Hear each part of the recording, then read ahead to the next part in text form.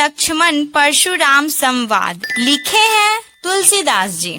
तो क्या इस वीडियो को देखने के बाद ये चैप्टर मुझे समझ में आ जाएगा? तो मेरा जवाब है हाँ, आ जाएगा। मैं इस वीडियो में पूरी डिटेल से पढ़ाई हूँ, तो तुम्हें डरने की बिल्कुल जरूरत नहीं है। तुम लोग मेरे छोटे भाई बहन की तरह हो, तो तुम लोग बेफिक्र होकर इस वीडियो को पूरा देख लो। तो चैप्टर शुरू करने से पहले ना शॉर्ट में स्टोरी जान लो, ताकि जब मैं लाइन बाय लाइन तुम्हें पढ़ाऊं तो तुम्हें बहुत ही अच्छे से समझ में आ जाए क्या हुआ, क्यों हुआ, ये सब तुम्हें ऑलरेडी पता रहे। तो चलते हैं श्री जनक जी के आंगन में, जहाँ की धनुष यज्ञ हो रहा है। तो होता यह है ना कि श्री जनक जी अपनी पुत्री सीता जी के लिए वर ढूंढ रहे होते हैं।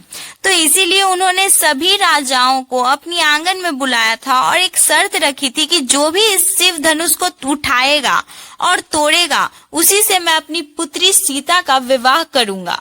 सभी राजा एक एक कर आए और धनुष उठाने की कोशिश की, पर धनुष टूटना तो दूर का बात है, किसी से धनुष उठ भी नहीं पाया। फिर अंत में हमारे राम भगवान आए और एक ही बार में धनुष उठा भी लिया और तोड़ भी दिया। तो फिर माता सीता ने राम जी के गले में वरमाला पहना दिए। तो सुनो, जब शिव धनुष टूटा था ना, तो बहुत जोर से आवाज आई थी। तो उधर महेंद्र पर्वत पर परशुराम जी बैठकर तपस्या कर रहे थे। जैसे ही आवाज सुनी तो वो समझ गए कि ये शिव धनुष टूटने की ही आवाज है। उन्हें बहुत तेज क्रोध आया, क्योंकि शिव धनुष परशुराम जी ने ही जनक जी को दिया था ताकि वह इसे सुरक्षित रख सके।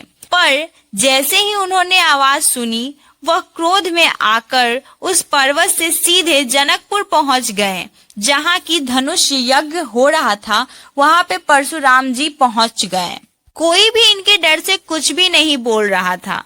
तभी राम जी उठकर कुछ बोलते हैं। अब क्या बोलते हैं ये तो हम जब पढ़ेंगे तभी पता चलेगा। तो सुनो, ये जो कविता है ना, ये अवधी भाषा में लिखा हुआ है। ऐसे तो ये कविता बहुत बड़ी है और ये कविता रामचरितमानस से ही ली गई है। तो इसके बस 3 पैराग्राफ हमें पढ़ना है, क्योंकि इसके आगे हमारी बुक में नहीं है। तो चलो कविता को शुरू करते हैं। नाथ शंभु धनु भंज निहारा, होई ही केहू एक दास तुम्हारा। आए सु का कही किन मोही, सुनी रिसाई बोले मुनि कोही। नाथ का मतलब होता है स्वामी यानी प्रभु। शंभु धनु यानी भगवान शिव का धनुष। भंज निहारा मतलब होता है तोड़ने वाला। हुई ही मतलब होगा। केहू मतलब कोई। दास तुम्हारा यानी तुम्हारा दास। आयसु मतलब आज्ञा यानी आदेश। का मतलब क्या। कहिए मतलब कह दीजिए, बता दीजिए। किन मतलब किस प्रकार या कैसे। मोही मतलब मुझे। सुनी यानी सुनकर। रिसाई का मतलब होता है क्रोधित होकर। मुनि यानी यहाँ पे परशुराम जी को कहा जा रहा है। कोही मतलब क्रोध या गुस्सा। तो मतलब ये हुआ कि राम भगवान परशुराम जी से बोल रहे हैं कि हे स्वामी, जिसने भी ये शिव धनुष तोड़ा है वह आपका ही कोई सेवक होगा। मुझे आज्ञा दीजिए, मैं किस प्रकार आपकी सेवा करूं। आप बताइए मेरे लिए क्या आज्ञा है। तो यह पंक्ति न परशुराम जी बोल रहे हैं राम भगवान से। तो राम जी की बातें सुनकर परशुराम जी क्रोधित होकर गुस्से में बोले। सेवकू सो जो करे सेवकाई, अड़ी करनी करी करी लड़ाई। सेवक का मतलब होता है नौकर या दास या फिर भक्त। सेवकाई का मतलब होता है सेवा। सो जो मतलब वही जो। करे का मतलब होता है करता है। अड़ी करनी मतलब शत्रु जैसा काम यानी दुश्मनी वाला काम। कड़ी मतलब जो किया। कड़ी लड़ाई मतलब लड़ाई करनी चाहिए। यानी सेवक तो वही है जो सेवा करता है। ये तो दुश्मन का काम किया है, इससे तो लड़ाई करनी चाहिए। सुनहु राम जेहि शिव धनु तोड़ा, सहस बाहु समसो रिपु मोड़ा। सुनो का मतलब है सुनो। राम यानी भगवान राम को परशुराम जी बोल रहे हैं। जेही का मतलब है जिसने भी शिव धनु तोड़ा यानी भगवान शिव का धनुष तोड़ा है। सहस बाहु यानी सहस्त्र बाहु एक राजा का नाम है। सम यानी समान उसके जैसा। रिपु यानी दुश्मन। मोड़ा यानी मेरा। यानी सुनो राम, जिसने भी ये शिव धनुष तोड़ा है वह सहस्त्रबाहु की तरह ही मेरा दुश्मन है। तो आगे पढ़ने से पहले यह जान लेते हैं कि आखिर सहस्त्रबाहु कौन थे। शॉर्ट में स्टोरी सुन लो। तो सहस्त्रबाहु एक बहुत ही बड़े राजा थे। इनसे हर कोई डरता था क्योंकि ये बहुत शक्तिशाली थे। इनके पास न 1000 हाथ था और इनको अपने बल का बहुत ही ज्यादा अभिमान था। तो सहस्त्रबाहु एक दिन शिकार खेलने के लिए जंगल में गए थे। तो इन्हें बहुत जोर से प्यास लगी। तो वहीं पास में जमदग्नि ऋषि जी का आश्रम था और सहस्त्रबाहु जमदग्नि ऋषि जी के आश्रम में गए। तो जमदग्नि जी ने जब देखा कि राजा आए हैं तो वो उनकी सेवा में लग गए। तो जमदग्नि जी के पास न एक कामधेनु नाम की गाय थी और यह कोई साधारण गाय नहीं थी। तो यह एक इच्छा पूरी करने वाली गाय थी। मतलब जो भी जमदग्नि जी इससे मांगते थे वह तुरंत ही वह दे देती थी। मतलब गाय तुरंत ही दे देती थी। तो जमदग्नि जी राजा के सेवा के लिए बहुत सारे भोजन सेवकों की व्यवस्था कर दी। तो सेवा देखकर सहस्त्रबाहु सोचने लगे कि ये बाबा जी के पास इतना व्यवस्था कैसे आ गया। तो जब सहस्त्रबाहु जी को पता चला कि इनके पास एक बहुत ही विचित्र गाय है तो वह जमदग्नि जी से गाय की मांग की कि ये गाय हमें दे दो। तो जमदग्नि जी मना कर दिए कि इसी गाय से मैं सभी राजाओं, मतलब कोई आ जाता है अतिथि तो उसकी सेवा करता हूँ, तो ये गाय मैं नहीं दे सकता आपको। तो सहस्त्रबाहु को तो अभिमान था ही अपने बल का। तो उन्हें बहुत ही ज्यादा क्रोध आ गया और वो अपने सैनिकों को आदेश दे दिए कि इस गाय को बंदी बनाकर ले चलो अपने साथ। तो ये जो जमदग्नि जी है ना, ये परशुराम जी के ही पिता थे। तो जब शाम को कुटिया में परशुराम जी घर आए ना तो माँ से पूछा कि क्या हुआ। तो माँ ने सारी बात बताई। उधर राजा अपनी मस्ती में था, तभी परशुराम जी वहां पहुंच गए। तो जैसे ही सहस्त्रबाहु ने परशुराम जी के तरफ वार किया, मतलब प्रहार किया, वैसे ही परशुराम जी ने सहस्त्रबाहु के सारे सैनिकों को मार दिया और सहस्त्रबाहु के सारे हाथ काट दिए और उन्हें भी मार दिया। वैसे तो कहानी बहुत ही लंबी है, हम लोगों के लिए इतना काफी है। चलो तो अब आगे पढ़ते हैं। तो आगे परशुराम जी क्या बोल रहे हैं चलो जानते हैं। सो बिलगाऊ बिहाई समाजा न तमार जई है सब राजा। बिलगाऊ का मतलब होता है अलग कर दो, बिहाई का मतलब होता है छोड़कर, समाजा मतलब सभा से, न त मतलब नहीं, तो मारे जई है मतलब मार दिए जाएंगे सब राजा यानी सभी राजा। यानी उसे इस सभा से अलग कर दो या वह स्वयं सभा से बाहर आ जाए, नहीं तो यहाँ सभी राजा मार दिए जाएंगे। तो आगे लक्ष्मण जी परशुराम जी से बोल रहे हैं। सुनी मुनि बचन लखन मुस्काने, बोले परशुधर ही अब माने। सुनी मुनि वचन का मतलब है परशुराम जी की बातें सुनकर लखन यानी लक्ष्मण जी मुस्काने मतलब मुस्कुराए, परशुधर ही फरसा धारण करने वाला यानी कि परशुराम जी को कहा जा रहा है। अब माने यानी मजाक करते हुए, अपमान करते हुए। यानी परशुराम जी की बातें सुनकर लक्ष्मण जी मुस्काने लगे और ताने मारते हुए मजाक उड़ाते हुए बोले, बहु धनुर ही तोड़ी लड़काई, कबहू न असी रिस किन्हीं गुसाई।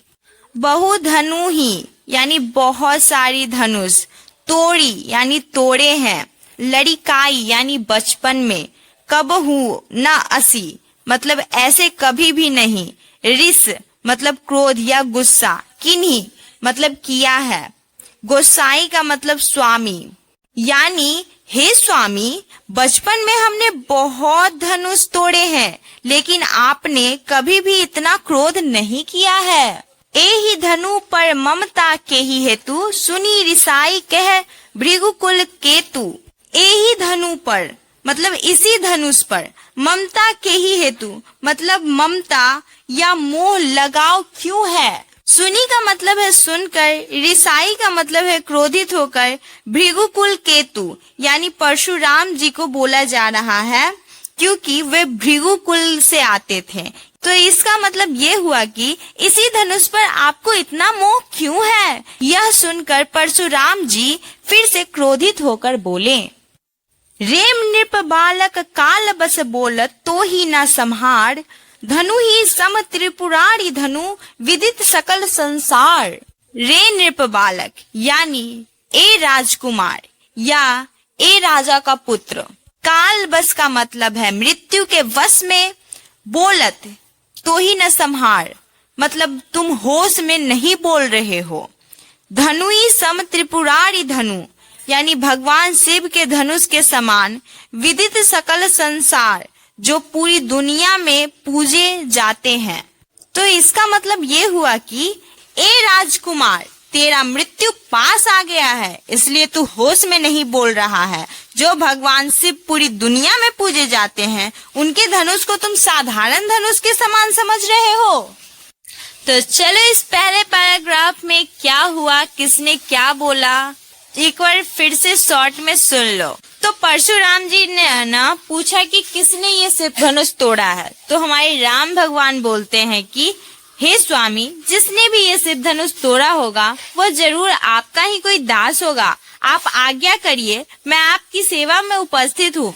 राम जी की बातें सुनकर परशुराम जी क्रोधित होकर बोले, जो मेरा सेवक होगा वो मेरे भगवान शिव जी के धनुष को क्यों तोड़ेगा? अरे सेवक तो वो होता है जो स्वामी की सेवा करे। ये तो उसने दुश्मन का काम किया है। जिसने भी ये भगवान शिव जी का धनुष तोड़ा है वो मेरा सहस्त्र बाहु की तरह ही दुश्मन है। जिसने भी ये धनुष तोड़ा है वह मेरे सामने आ जाए, नहीं तो यहाँ सभी उपस्थित राजा मार दिए जाएंगे। ये बातें सुनकर लक्ष्मण जी मुस्कुराकर बोले, हे स्वामी, एक धनुष टूटने पर इतना गुस्सा किया जाता है? हमने तो बचपन में बहुत सारे धनुष तोड़े हैं, तब तो आप कभी भी नहीं आए गुस्सा करने के लिए। इस धनुष में क्या इतना खास बात है? ये सब सुनकर परशुराम जी क्रोधित होकर लक्ष्मण जी से बोलते हैं, ए मूर्ख बालक, तू काल के अधीन यानी काल के बस में होकर बोल रहा है। साधारण धनुष के सामने तू भगवान शिव जी के धनुष की तुलना कर रहा है। तो चलो सेकंड पैराग्राफ को पढ़ते हैं और जानते हैं कि लक्ष्मण जी परशुराम जी से क्या बोल रहे हैं। लखन कहाँ हंसी हमरे जाना, सुनु देव सब धनुष समाना। लखन का मतलब है लक्ष्मण, हंसी मतलब हंसकर, हमरे जाना मतलब मेरी समझ में, सुनु मतलब सुनिए, देव मतलब हे मुनिवर। यहाँ पे परशुराम जी को बोला जा रहा है। सब धनुष समाना यानी सभी धनुष समान है, यानी सभी एक जैसे ही धनुष हैं। तो इसका मतलब ये हुआ कि लक्ष्मण जी हंसकर बोले, हे देव, मेरी समझ में तो सारे धनुष एक जैसे ही है। का क्षति लाभु जून धनु तोड़े, देखा राम नैनन के भोरे। का क्षति मतलब क्या क्षति यानी क्या नुकसान, लाभ मतलब फायदा, जून मतलब पुराना, तोड़े यानी टूट गया, नयन मतलब आंखें, भोरे मतलब इशारे से, यानी इस पुराने धनुष के टूट जाने से क्या नुकसान है या क्या फायदा है। यह कहकर लक्ष्मण जी राम भगवान की ओर इशारा किए, यानी राम भगवान को देखने लगे। छुअत टूट रघुपति न दोषु, मुनि बिनु काज करी कत रोसु। यानी फिर लक्ष्मण जी परशुराम जी से बोल रहे हैं कि छुअत यानी छूते ही, टूट मतलब टूट गया, रघुपति न दोषु यानी श्री राम जी का दोष नहीं है, यानी गलती नहीं है। मुनि मतलब हे मुनि, हे परशुराम जी, बिनु काज बिना किसी कारण के, करियु कत रोसु क्यों क्रोध कर रहे हो। तो मतलब ये हुआ कि ये धनुष तो श्री राम जी के छूते ही टूट गया, इसमें राम जी का दोष नहीं है। हे मुनि, आप बिना किसी कारण के ही इतना क्रोध कर रहे हैं। लक्ष्मण जी की बातें सुनकर अब परशुराम जी बोल रहे हैं, बोले चिते परसु की ओरा, रे सठ सुनहि सुभाव न मोरा। चिति मतलब देखकर, परसु यानी फरसा, की ओरा यानी की ओर, रेसठ यानी अरे मूर्ख, सुनहि सुन, स्वभाव यानी स्वभाव, न मोरा नहीं मेरा, यानी फरसे की ओर दिखाते हुए परशुराम जी बोले, अरे मूर्ख, तुम मेरा स्वभाव नहीं जानता है। बालकु बोली बधो नहीं तो ही, केवल मुनि जड़ जान ही मोही। बालकु मतलब बच्चा, बोली मतलब समझकर, बधो यानी वध करना या मारना, नहीं मतलब नहीं, तो ही मतलब तुम्हें, केवल मुनि मतलब केवल साधारण मुनि, जड़ यानी मूर्ख, जान ही मोही मतलब मुझे समझ रहा है। यानी मैंने तुम्हें बालक समझकर ही नहीं मारा है, लेकिन मूर्ख तू मुझे केवल साधारण मुनि समझ रहा है। बाल ब्रह्मचारी अति कोही, विश्व विदित क्षत्रिय कुल द्रोही। बाल ब्रह्मचारी यानी बचपन से ब्रह्मचारी यानी तपस्वी, अति कोही यानी अति बहुत ही क्रोधित, विश्व विदित यानी संसार में प्रसिद्ध, क्षत्रिय कुल द्रोही यानी क्षत्रिय वंश का शत्रु। तो यहाँ पे परशुराम जी ना दुष्ट राजाओं की बात कर रहे हैं, यानी वो दुष्ट राजाओं की दुश्मन है। यानी यहाँ पे क्षत्रिय कुलद्रोही का मतलब है ना, वो जो दुष्ट क्षत्रिय है ना उनके शत्रु हैं। यानी मैं बचपन से ब्रह्मचारी और बहुत क्रोधी हूँ। मैं इस संसार में दुष्ट क्षत्रियों के शत्रु के रूप में प्रसिद्ध हूँ। भुजबल भूमि भूप बिनु कीन्ही, विपुल बाण मही देवन दीन्ही। भुजबल यानी बाहुबल यानी भुजा के बल से यानी अपनी ताकत से, भूमि यानी पृथ्वी, भूप बिनु यानी बिना राजा, किन्ही मतलब कर दी, विपुल बार यानी बहुत बार, महिदेव न मतलब है ब्राह्मणों को, दीन्ही मतलब है दे दी। यानी मैंने अपनी शक्ति से पृथ्वी को राजाओं से खाली कर दिया और कई बार राजाओं को मारकर उनकी भूमि को ब्राह्मणों को दान में दे दी। तो यहाँ पे याद रखना कि दुष्ट राजाओं की बात हो रही है।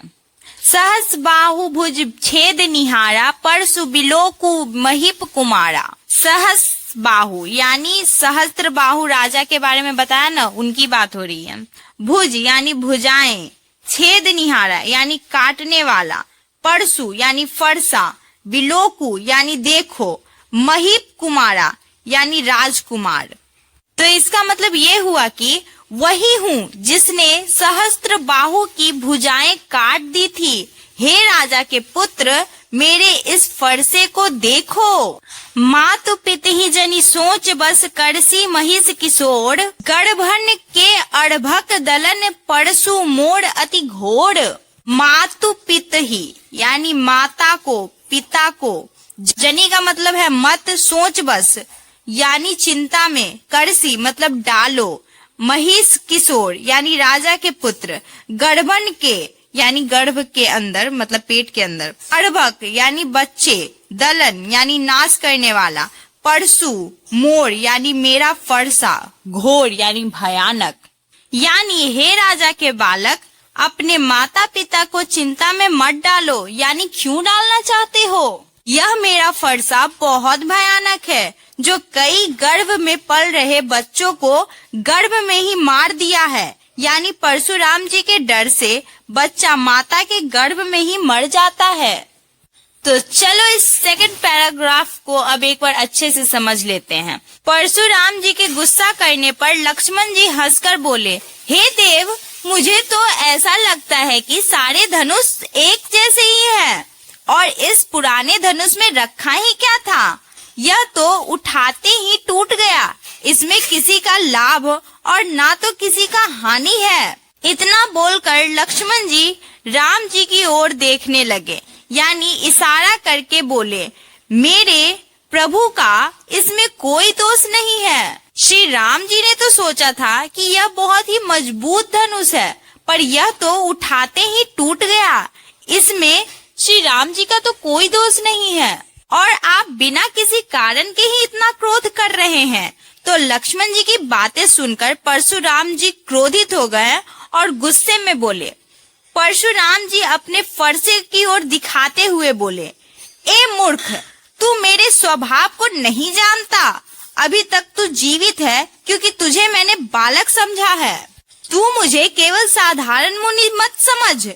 मैं बाल ब्रह्मचारी अत्यंत क्रोधी हूँ और दुष्ट राजाओं का विनाश करने वाला ये मेरा फरसा है। अपनी भुजाओं से कई बार पृथ्वी के दुष्ट राजाओं को काट कर उनके राज्य ब्राह्मण को दान में दे दिया है और सहस्त्र बाहु के भुजाओं को काट दिया है। ए राजा के बालक, तू क्यों अपनी माता पिता को चिंतित करना चाहता है? जब मैं अपना फरसा लेकर दौड़ता हूँ तो कई स्त्रियों के गर्भ गिर जाते हैं या पेट में पल रहे बच्चे डर से मर जाते हैं। तो ये सब बातें सुनकर न लक्ष्मण जी डरे नहीं, बल्कि फिर से मजाक करते हुए बोले।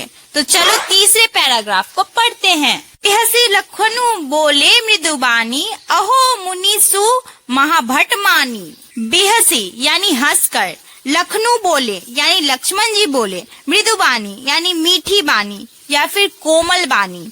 अहो मतलब अरे वाह, मुनीसु यानी मुनियों के स्वामी, महाभट्ट यानी महान योद्धा, मानी यानी अपने को मानने वाले। तो मतलब ये हुआ कि लक्ष्मण जी हंसकर मीठी वाणी में बोले, वाह, आप तो अपने आप को बहुत बड़ा योद्धा मानते हो।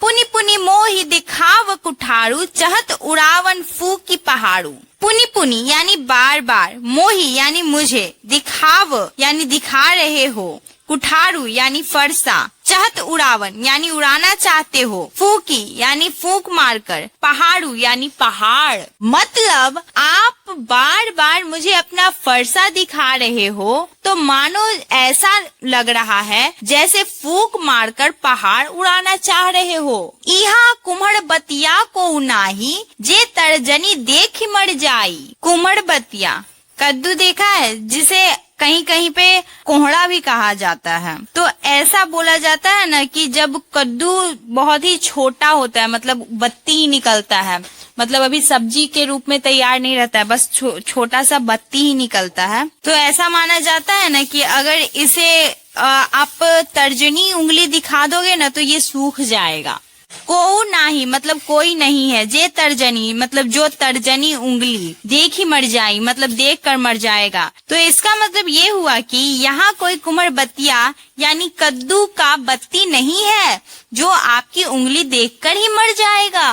देखी कुठारू सरासन बाना, मैं कछु कहाँ सहित अभिमाना। देखी कुठारू यानी फरसा देखकर, सरासन बाना यानी धनुष और बाण, कछु कहा यानी कुछ बोला, सहित अभिमाना यानी अभिमान के साथ या अपमान के साथ।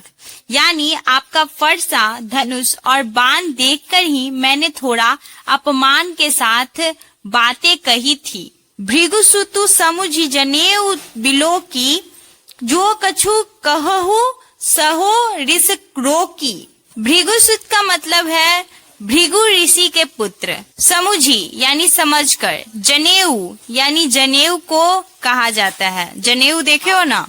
बिलो की यानी देखकर, कहू यानी कहा, सहो यानी सह रहा हूँ, रिस रोकी यानी क्रोध को रोक कर।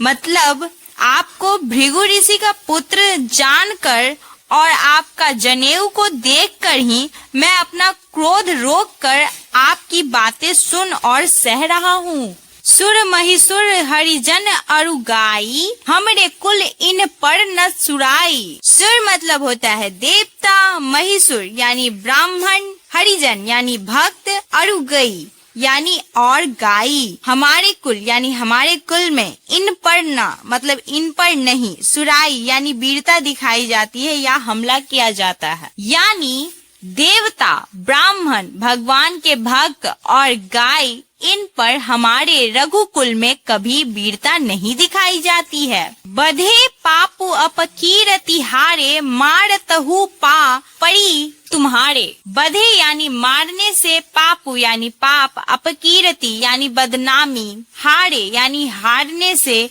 मारत हूँ यानी मारते हुए भी, पा यानी पाँव, पड़ी यानी पड़ेंगे, तुम्हारे यानी आपका, यानी आपको मारने से मुझे पाप मिलेगा और आपसे हारने से मेरी बदनामी होगी। इसलिए यदि आप मुझे मारेंगे तब भी मैं आपका चरण ही पकड़ूंगा यानी चरण ही पड़ूंगा। कोटि कुलीस सम बचन तुम्हारा, व्यर्थ धरहूं धनु बाण कुठारा। कोटि कुलीस करोड़ों वज्र यानी बहुत कठोर, सम बचनु के समान वचन यानी उसके जैसा वचन, व्यर्थ यानी बेकार, धरहूं यानी धारण करते हो, धनु बाण कुठार यानी धनुष बाण और फरसा, यानी आपके शब्द ही करोड़ों वज्र के समान कठोर है, इसलिए धनुष और फरसा और बाण रखने की कोई आवश्यकता नहीं है। ये सब आप बेकार में ही धारण करते हैं। जो बिलो की अनुचित कहेऊ, क्षमहु महामुनि धीर, सुनी सरोस भृगुवंश मणि, बोले गिरा गंभीर। बिलोकी का मतलब होता है देखकर, अनुचित यानी गलत, कहेऊ यानी कह दिया, क्षमहु यानी क्षमा कीजिए, महामुनि धीर यानी धैर्यवान महान मुनि, सुनी सरोस यानी सुनकर, क्रोध में भरकर, भृगुवंशमणि यानी भृगुवंश के रत्न, गंभीर यानी गहरी और भारी। तो मतलब लक्ष्मण जी ने परशुराम जी को देखकर बोला, यदि मैंने कुछ गलत कह दिया तो मुझे क्षमा कर दीजिए। तो लक्ष्मण जी की बातें सुनकर परशुराम जी गंभीर हो गए थे। तो इस लाइन में यही लिखा हुआ है, यानी यह सुनकर परशुराम जी क्रोध से भर गए और गंभीर आवाज में बोले। तो चलो अब तीसरे पैराग्राफ को एक बार अच्छे से समझ लेते हैं। परशुराम जी की बातें सुन करना लक्ष्मण जी हंसकर बोले, अरे वाह, अब समझ आया कि आप कितने बड़े योद्धा हो। पर हम आपको बता देते हैं कि फूंक से पहाड़ नहीं उड़ाया जा सकता। बालक समझकर भूल में मत रहना। ये जो आप बार बार मुझे फरसा दिखा रहे हो, तो याद रखना कि यहाँ कोई कुम्हड़ बतिया नहीं है कि तुम उंगली दिखाओगे सूख जाएगा यानी डर जाएगा। तुम्हारे इस बार बार फरसे दिखाने से हम डरने वाले नहीं हैं। मैंने आपको प्रणाम किया है तो सिर्फ आपका ब्राह्मण यानी मुनि वेश देखकर, लेकिन आपका धनुष बाण और फरसा देखकर ही मैंने आपसे क्रोध में बातें की है। पर मैं अभिमान में नहीं बोल रहा हूँ, मुझे आप बस बालक मत समझो। आपसे हम इतना नम्र व्यवहार से बात कर रहे हैं, इसका कारण यह है कि आप ऋषि भृगु के पुत्र हैं और आपने जनेऊ पहन रखा है। ये जो आपकी बातें हैं मैं सह रहा हूँ, इसका यही कारण है कि आप ऋषि भृगु के पुत्र हैं और हमारे कुल में देवता, ब्राह्मण, भगवान के भक्त और गाय पर हाथ नहीं उठाया जाता। वैसे आपको यह शस्त्र अस्त्र दिखाने की जरूरत नहीं है, क्योंकि आपके वचन ही बहुत कठोर है। अगर आपको मैंने कुछ अनुचित बोल दिया हो तो मुझे क्षमा कीजिएगा। तो क्रोध में गंभीर होकर फिर परशुराम जी बोले, पर क्या बोले ये तुम्हारे चैप्टर में पढ़ना ही नहीं है, लेकिन फिर भी शॉर्ट में सुन लो। ऐसे स्टोरी तो बहुत बड़ी है, पर तुम लोगों को अगर जानना है कि आगे क्या हुआ तो शॉर्ट में मैं बता देती हूँ। तो होता यह है कि बार बार परशुराम जी क्रोध में बोल रहे थे और बार बार राम जी उन्हें समझा रहे थे और उनसे विनती कर रहे थे। तब क्रोध में आकर परशुराम जी राम जी से बोले कि सबसे पहले फरसा तुम पे ही चलाऊंगा, क्योंकि जब भी मुझे क्रोध आता है तो छोटा राजकुमार यानी लक्ष्मण जी क्रोध दिलाते हैं और तुम मुझे शांत करते हो। तुम छोटे राजकुमार को तो कुछ नहीं समझा रहे हो और बार बार मुझे ही समझा रहे हो। मुझे ऐसा लगता है कि तुमने ही सिर्फ धनुष तोड़ा है। तो राम जी ने बोला कि हाँ, आपका ही दास ऐसा कर सकता है, वरना किसी और में साहस ही नहीं है कि ऐसा करे। परशुराम जी बहुत क्रोधित हो गए। तो राम जी ने परशुराम जी से बोला, सावधान, काल भी हमें ललकार दे तो हम कदम पीछे नहीं कर सकते, क्योंकि हम रघुवंशी हैं। राम जी की बानी सुनकर परशुराम जी भयभीत हो गए और बोले कि मुझे एक संशय है, तुम मेरे धनुष पर प्रत्यंचा चढ़ा दो। तो राम जी तुरंत ही चाप चढ़ा दी यानी प्रत्यंचा चढ़ा दी। परशुराम जी बोले कि श्री हरि के धनुष पर चाप तो श्री हरि ही चढ़ा सकते हैं, मतलब आप ही हरि हैं। और फिर परशुराम जी चरणों में झुक गए और राम जी ने बोला कि आप बोलो, आपके आयु को नष्ट करे या आपके तप को। तो परशुराम जी बोले कि तप को ही नष्ट कर दीजिए। तो भगवान ने परशुराम जी के तप को लक्ष्य बनाकर बेधा। तो उस दिन से भगवान परशुराम जी का अभिमान खत्म हो गया और शांति से महेंद्र पर्वत पर तप करने लगे। तो मिलते हैं नेक्स्ट वीडियो में। Bye bye.